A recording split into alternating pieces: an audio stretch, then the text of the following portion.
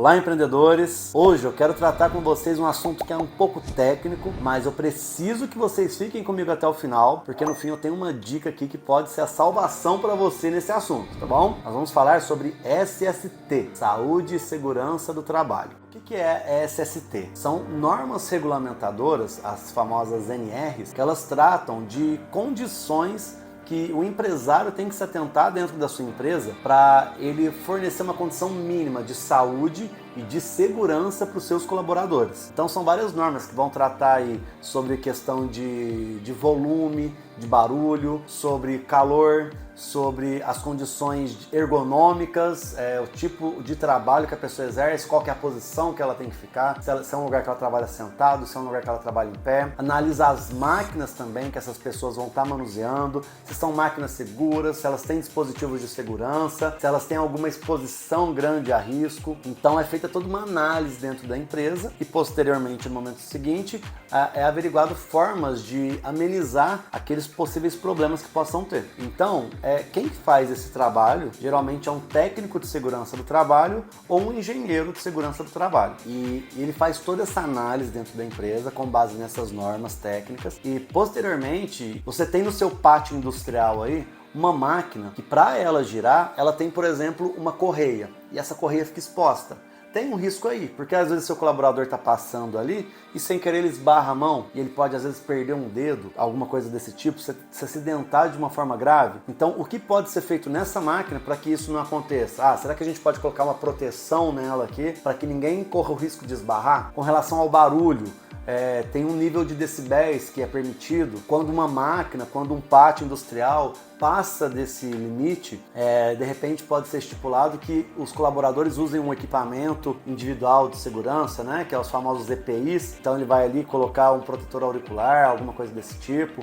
Enfim, são alguns exemplos de N situações que podem ocorrer dentro da sua empresa que podem causar algum risco de segurança ou de saúde para os seus colaboradores. Essa análise, né, que ela é feita por meio de laudos, que hoje são os laudos PGO, PGR, PCMSO e o LTCAT. Que são muitas siglas, às vezes a gente se confunde aqui. O técnico ele vai avaliar a sua empresa e definir as formas de trabalho com base nesses laudos. Então ali vai ter tudo estipulado. Em alguns casos, de repente, você tem um risco dentro da sua empresa que não dá para ser amenizado, não tem nenhuma forma de diminuir aquele risco. Então vai ser estipulado para os seus colaboradores uma insalubridade, que é um adicional que vai na folha de pagamento, ou um adicional de periculosidade, quando é um serviço arriscado que aquele trabalhador exerce. Então tudo isso é definido nesses laudos por meio desse técnico. Esses laudos eles sempre foram obrigatórios, desde muito tempo. A lei é muito antiga que determina essa obrigatoriedade. O que acontece é que existem muitas empresas no Brasil e que o Ministério do Trabalho até então tem pouquíssima pessoa para poder fiscalizar efetivamente essas empresas. Mas entrou o E-Social há alguns anos atrás e a função do E-Social é digitalizar tudo, levar todas essas informações de forma digital para o fisco,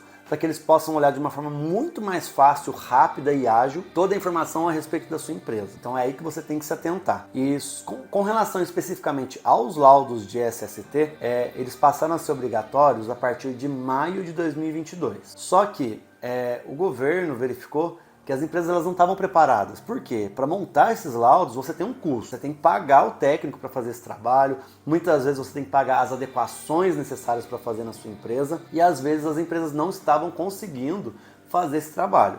Por conta disso, a fiscalização deu uma colher de chá para o empresário até o final do ano de 2022. Então até esse mês de dezembro, quem não colocou lá as informações de SST no E-Social, não vai sofrer nenhuma punição, não vai ter incorrência de nenhuma multa. Mas a partir de janeiro de 2023, a situação muda. Então passa a ser obrigatório para todas as empresas que tem pelo menos um colaborador registrado aí na sua empresa, ter esses laudos de segurança do trabalho. Aí vem a parte que nós começamos a dar algumas dicas aí para vocês. Primeiro delas, quem monta esses laudos, quem vai fazer essas informações pro fisco, são as clínicas de segurança do trabalho. Então você precisa buscar uma clínica que seja habilitada, que ela já esteja pronta para poder fazer todo esse processo. Porque além de informar os laudos, vai ser necessário também, a partir de agora, que você leve à risca os exames dos seus colaboradores. Exame admissional, exame demissional, os exames periódicos, porque admissional e demissional a maioria das empresas fazem. Agora, os periódicos é algo que muita empresa deixa passar. Então, vai começar a ser exigido todas essas informações das empresas. Então, a clínica ela vai ser responsável por elaborar os laudos, para informar isso para o E-Social, para te ajudar no controle e envio das informações dos exames dos seus colaboradores e também por informar a CAT, que é aquela comunicação de acidente do trabalho, quando acontece, né? Não é todo dia, graças a Deus, mas às vezes se acontecer na sua empresa, ela também vai ser responsável por enviar essas informações. Então, por isso é extremamente importante que você olhe, que você analise com muita cautela a empresa que você vai contratar para fazer esse serviço. Se ela realmente é capacitada, se ela já está apta, se ela já desenvolveu todo um procedimento para poder fazer a entrega dessas informações para você. E a segunda dica, e essa que é chave, cara, existe uma possibilidade dentro das normas de SST que as empresas que são MEI, ME e EPP, elas sejam isentas de informar todos esses laudos. Na seguinte situação, o técnico de segurança, se ele for até a sua empresa e identificar que lá não existe um risco para os seus colaboradores, ele vai fazer uma declaração de isenção de riscos, que a gente chama de DIR. E com essa declaração, você fica isento de ter que informar os laudos. Isso já é ótimo para o empresário. Por quê? Os laudos eles têm validade, geralmente a validade é de 1 ano. Então, todo ano você precisa refazer o processo de emissão dos laudos. E a cada reemissão de laudo que você faz, é um novo valor que você paga para esse profissional fazer esse trabalho. Então, se você não tem que fazer os laudos, essa declaração com certeza vai ser um pouco mais em conta para você. Mais um detalhe, tá?